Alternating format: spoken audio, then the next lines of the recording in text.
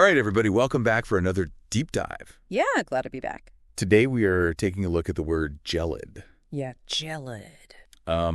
It's a word that we all know evokes this sense of cold, both literally and figuratively. But we're going to kind of look at it more from that figurative sense today. How is it that, like, one little gelid encounter can really stick with someone and affect them for years to come? Right. And, and maybe more interestingly, like, how do you turn that experience around to a more positive one? Yeah.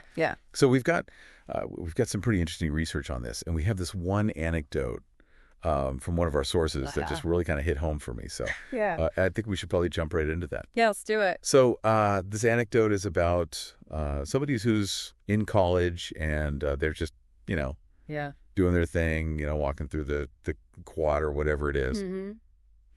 And they pass by this group of people they don't know. Right. And somebody just throws out this unnecessary comment. Right. Wow. And it really sticks with this person. Oh, wow. And, this idea of gelidity, I think, really plays in here because, the anecdote talks about this person just being kind of frozen in place. Right. Like they can't even respond. Oh, wow. Like they're just totally taken aback. Oh, that's so interesting because, I think it really speaks to how these kind of like offhand remarks, they can have such a lasting impact, And I wonder, like, is it because they catch us off guard? We're not expecting them, so we don't have our defenses up. Yeah. And it's like that coldness, it just kind of seeps in, Yeah, it really does. And it's interesting you say that because there's research on this, right? Like about our brains. Yeah. Like, why do we remember these things so vividly? Yeah, absolutely. Versus all the good stuff that happens to us. Right. Well, think about it like from an evolutionary standpoint. Back in the day, like our ancestors, they had to remember where the saber-toothed tiger was lurking, Right. to avoid getting eaten. Right. That was like essential for survival. Yeah. But remembering, a pretty sunset, that didn't really help them stay alive. Right. So it makes sense that our brains are kind of wired to prioritize those negative experiences. Yeah, like that negativity bias. Exactly. Yeah. So even though, today we're not really worried about saber-toothed tigers, Right. Thank goodness.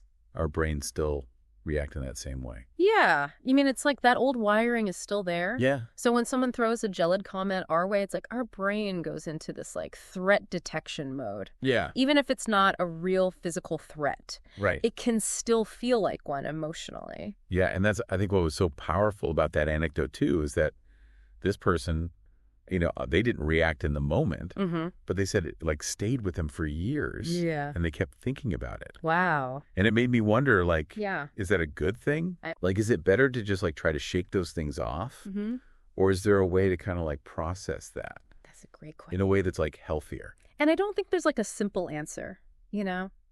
Because sometimes, just kind of brushing it off and moving on, that's totally fine. Right. But I think a lot of times, these gelid encounters, they can tap into like deeper insecurities we might have, or maybe even like past hurts, Right. So I think it's important to acknowledge that and not just try to like force ourselves to forget about it. Yeah. And what I thought was so interesting is that this person in the anecdote, Yeah. they actually talk about, like, using this experience as, like, a way to grow. Oh, wow.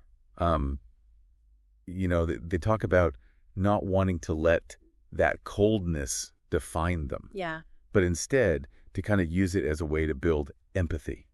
Right. And even, like, they say they want to kind of, like, be a source of warmth for other people Oh, wow. That's powerful. who might be going through something similar. Yeah. Like that's like taking a really negative experience and turning it into something so positive, Absolutely. which I think is amazing. Yeah, it is. And it makes me think about this concept of cognitive reframing, which is basically like a fancy way of saying that you consciously choose to change your perspective on a situation. Yeah. So instead of dwelling on the negativity of that gelid encounter, Right. you can try to reframe it as an opportunity for growth, like a chance to learn something about yourself. Right. And to develop more compassion for others. And that's exactly what this person did. Yeah, exactly. Like they really took that gelid encounter and turned it into a source of like inner strength. Yeah. And then used that strength to kind of go out and make a positive impact Right. on the world, which is it's inspiring. Yeah, it is inspiring. It is, and I think it also just reminds us that even though we can't control what other people do or say, right, we can control how we react to it and how we let it affect us. Yeah, and I think that's a really powerful takeaway for all of us. Absolutely. We're all going to encounter those Gelid moments in life. Yeah, for sure. But we do have a choice in how we internalize them and how we move forward. Exactly.